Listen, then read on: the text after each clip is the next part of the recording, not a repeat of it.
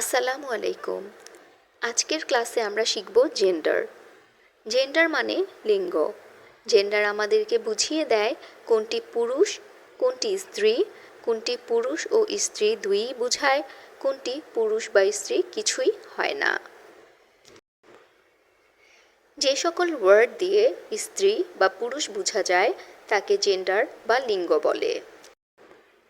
যেমন অক্স মানে ষাঁড়, কাউ মানে গাভী।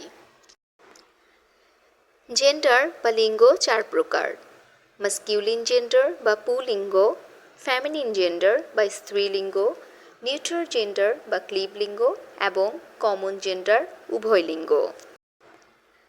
যে ওয়ার্ডে পুরুষ বোঝায় তাকে মাস্কিউলিন জেন্ডার বা পুলিঙ্গ বলে।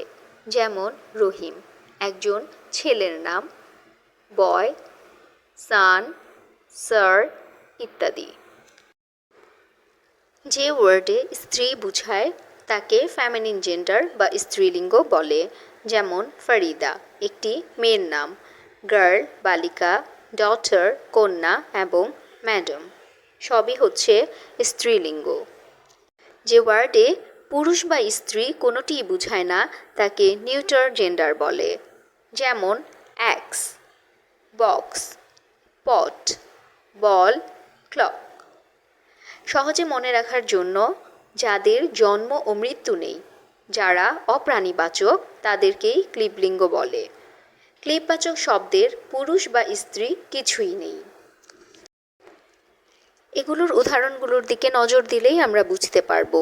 অ্যাক্স মানে কুড়াল, বক্স মানে বাক্স, পট মানে পাত্র, বল মানে খেলার বল, ক্লক মানে হচ্ছে ঘড়ি, যা কিনা সবই অপ্রাণীবাচক বা অচেতন পদার্থ। ওয়ার্ডে পুরুষ ও স্ত্রী দুই বোঝায় তাকে কমন জেন্ডার বা উভয়লিঙ্গ বলে। যেমন চাইল্ড একজন শিশু, হতে পারে সে মেয়ে, হতে পারে সেটা ছেলে, তাই চাইল্ড হচ্ছে কমন জেন্ডার। তেমনি টিচার একজন শিক্ষক বা শিক্ষিকা দুইই হতে পারে। প্যারেন্ট পিতা অথবা মাতা দুজনই হতে পারে। স্টুডেন্ট ছাত্রও হতে পারে, আবার ছাত্রীও হতে পারে। ফ্রেন্ড বন্ধু। এসবই হচ্ছে কমন জেন্ডারের উদাহরণ।